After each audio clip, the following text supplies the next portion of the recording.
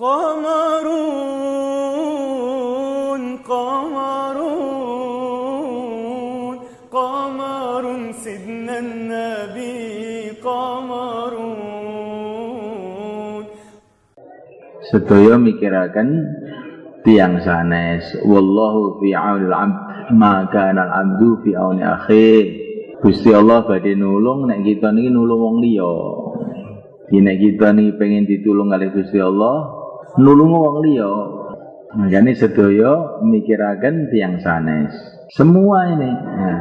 Walaupun orang baru masuk Islam sehari, kalau dia memikirkan orang lain, nanti Allah akan tolong. Tahun 90-an saya itu ke Pakistan, ada istimewa di sana. Besar, ada 1 juta lebih orang datang. Waktu itu ada datang orang dari Norwegia, namanya Harun. Asalnya namanya nggak tahu, setelah masuk Islam namanya Harun. Dia itu cerita, asalnya dia masuk Islam itu gara-gara adiknya yang perempuan. Itu asalnya dikirim jamaah 4 bulan dari Pakistan ke Norwegia sana. Selama 4 bulan itu nggak ada orang mau masuk Islam, cuman 1 aja, perempuan lagi. Tapi perempuan ini mikir orang lain, akhirnya ngajak saudaranya, namanya Harun yang datang ke istimewa itu. Kemudian Harun ini mikir teman lagi, sehingga dalam masa tidak sampai setengah tahun itu sudah ribuan orang masuk Islam di Norwegia itu. Bikin masjid, ada sholat jamaah, ada Jumatan. 1 orang mu'alaf. Jadi kalau kamu mau mikir orang lain, nanti rohani kamu tuh meningkat. Jadi kalau hanya mikirkan diri sendiri, kamu akan jadi lemah. Kalau kamu ingin kuat, pikir orang lain. Wallahu fi aunil abdi maka al abdu fi auni akhih. Allah akan menolong hambanya kalau hamba itu menolong orang lain. Insyaallah ya. Kalau kamu nolongnya urusan dunia, akan datang pertolongan Allah urusan dunia. Kalau kamu nolongnya urusan agama, akan datang pertolongan Allah urusan agama. Kalau nolongnya besar, pertolongan Allah akan datang besar. Kalau nolongnya sedikit, ya datangnya sedikit juga. Maka para nabi, para rasul, para sahabat, para wali-wali Allah itu orang yang mikirkan orang lain urusan agama. Orang-orang yang punya derajat dunia, itu namanya Pak Lurah, Pak Bupati, dan lain-lain sebagainya itu. Kenapa kok punya derajat dunia? Karena dia mikir dunianya orang lain. Maka dia punya pangkat dunia, karena dia mikirkan dunianya orang lain. Kalau dia ini mikirkan agamanya orang lain, maka dia akan punya pangkat agama. Ada orang India, namanya itu Dr. Sanaullah. Dokter ini dokter dunia, bukan dokter agama. Waktu tamat SMA, kira-kira umur 19 tahun, dia belajar di Prancis. Kira-kira 40 tahun yang lalu, sekarang sudah tua. Saya pernah keluar dengan dia. Ketika mau berangkat ke Prancis, tanya kepada para ulama di sana, di India sana, saya ini mau ke Prancis, apa nasihatnya?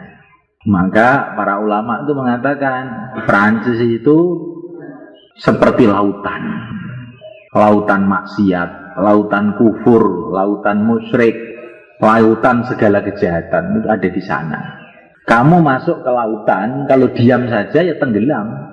Tapi kalau kamu masuk ke lautan, kamu gerakkan tangan kamu, kaki kamu akan mengambang dan selamat.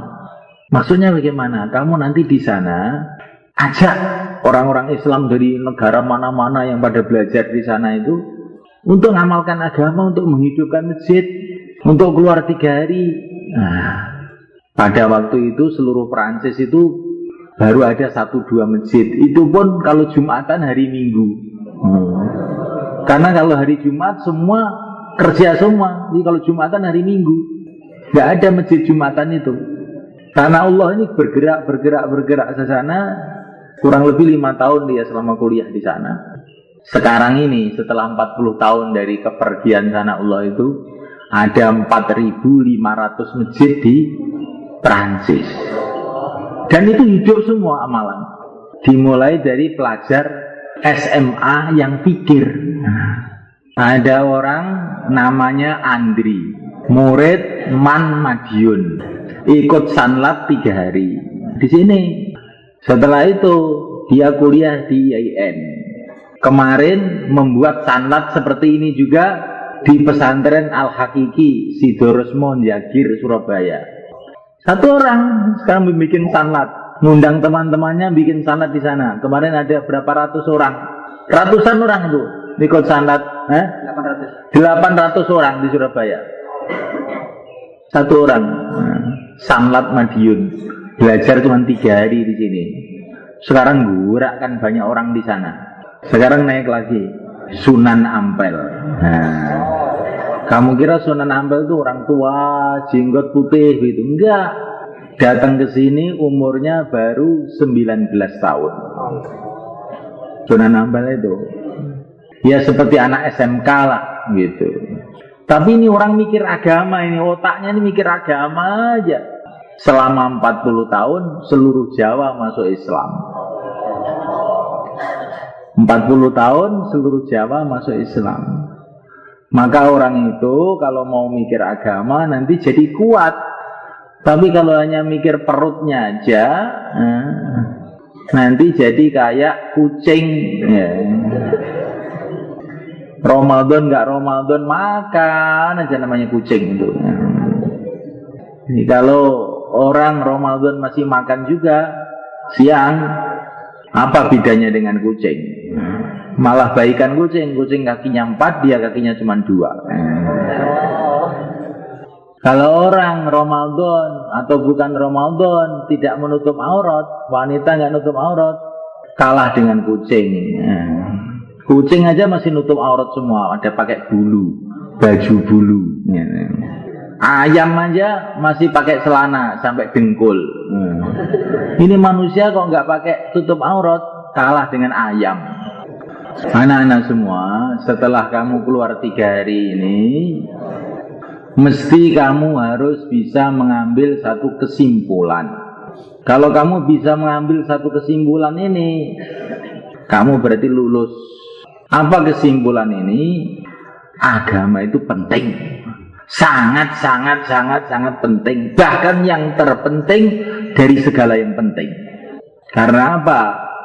Dunia penting, urusan dunia penting, tapi urusan dengan yang menciptakan dunia lebih penting.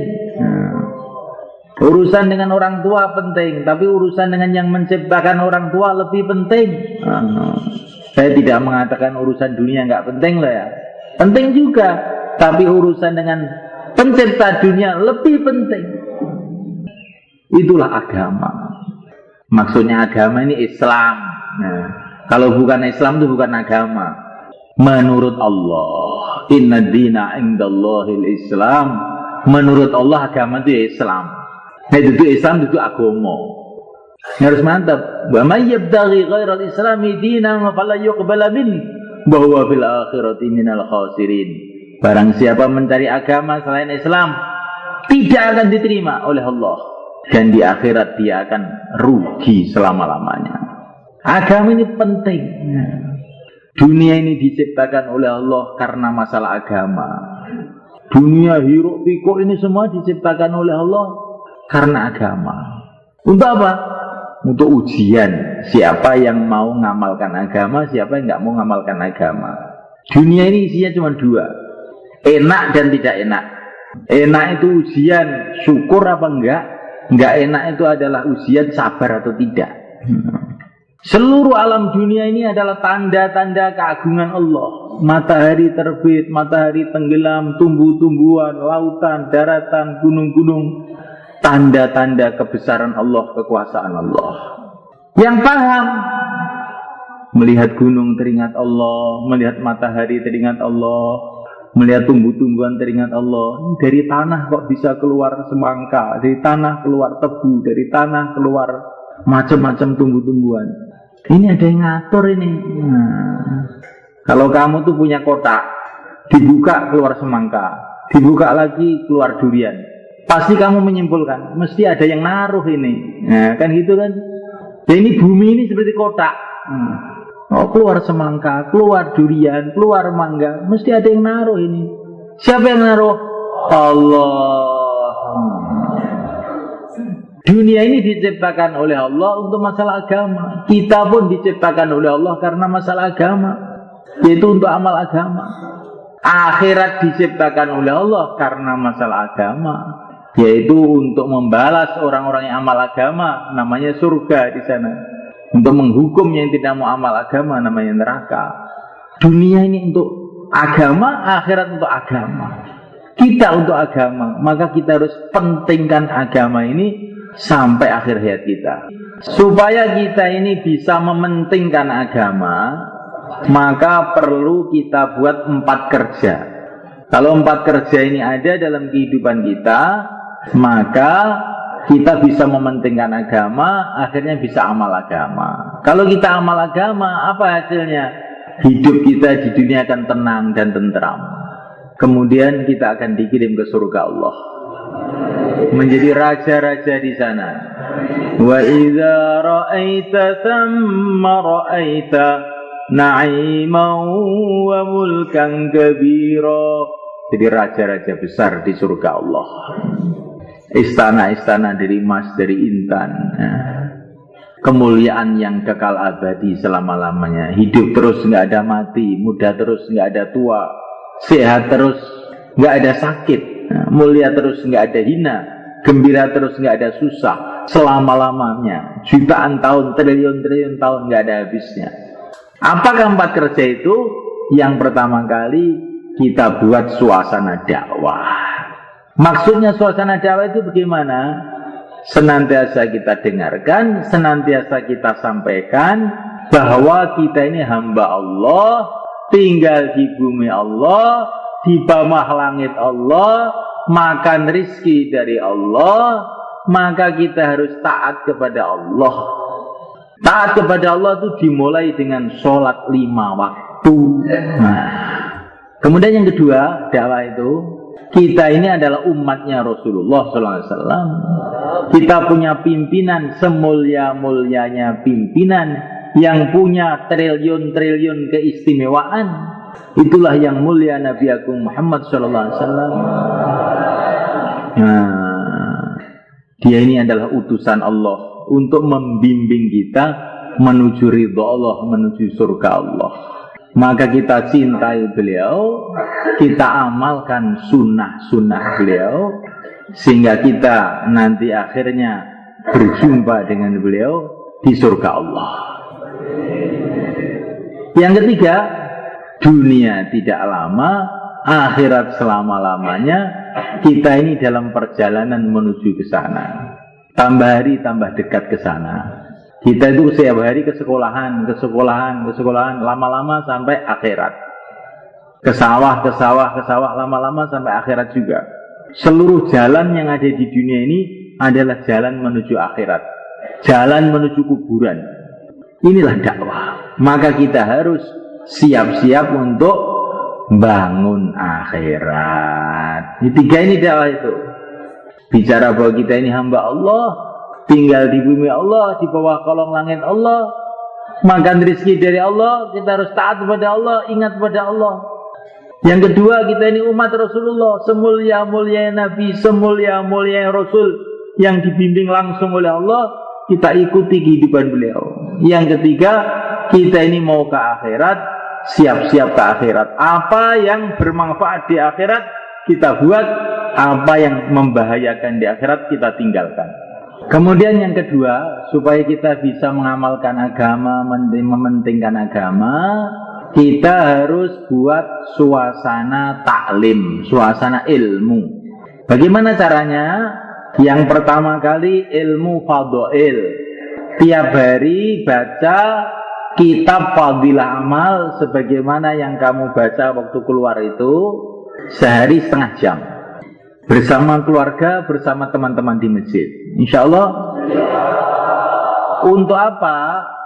Supaya kita ini sebagai hamba Allah dapat nasihat langsung dari Allah. Itulah kita fadilah amal. Kita ini umat Rasulullah, maka di situ kita dapat nasihat langsung dari Rasulullah SAW. Kita punya generasi ideal.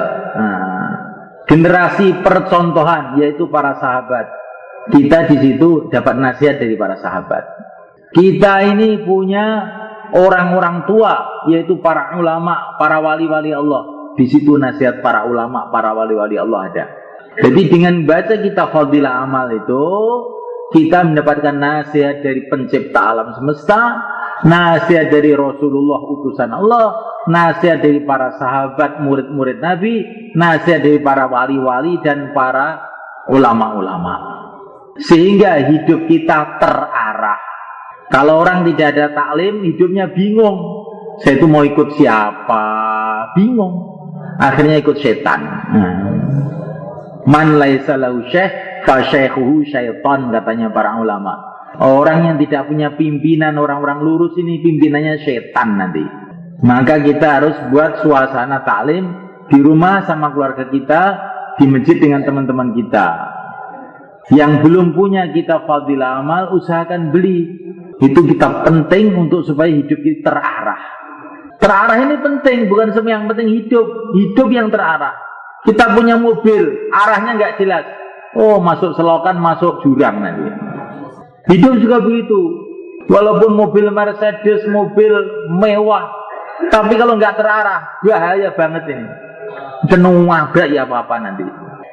Santri-santri pelajar, setiap habis zuhur ada program taklim di sekolahnya masing-masing. Ini kita sudah musyawarah dengan bapak-bapak guru kamu untuk membuat suasana taklim tiap habis zuhur di musola sekolahan masing-masing. Kamu ikut. Itu yang tahu, yang untuk sekolahan. Tapi kamu beli sendiri kitab Fadilah Amal, kamu baca di rumah dan di masjid. Insya Allah. Kemudian untuk membuat suasana taklim ini, kamu harus dekat dengan para ulama. Orang itu hidup itu harus punya ulama, punya guru. Kita ini hidup harus dekat dengan para ulama. Ulama itu apa toh? Tandanya ulama itu apa? Tandanya ulama itu yang dia punya sambung dengan tokoh-tokoh ulama. Al-Imam Asy-Syafi'i, Al-Imam Al-Ghazali, ya itu tandanya ulama. Maka kalau ada orang ngaku ulama, kamu tanya, ilmu kamu itu dari Imam Syafi'i atau dari siapa? Oh, dari Imam Syafi'i. Oh, saya mau berguru dengan bapak. Enggak, saya ini langsung autodidak belajar sendiri. Wah, saya enggak mau, Pak. Ini kacangan ini, Pak. Saya kalau mau beli mobil, ya mobil yang dari Jepang, yang pabrik besar. Kalau bikinan Temboro saya enggak mau. Paling 3 hari sudah bodol nanti. Iya, agama juga begitu. Kita ambil agama ini dari orang-orang yang betul-betul diakui keahliannya seluruh dunia. Al-Imam Syafi'i, Al-Imam Al-Ghazali itu orang-orang yang diakui keilmuannya seluruh dunia. Kalau ada ulama kok nggak ikut mereka, itu bukan ulama itu. Dokter tapi nggak pernah ke fakultas kedokteran. Bahaya, nanti obat tikus dikasihkan kamu malah mati kamu nanti. Insya Allah. Hidup itu harus dekat dengan para ulama, para ustadz. Tapi saya pesan, ustadz yang nyambung dengan para imam. Yang nggak nyambung itu bahaya.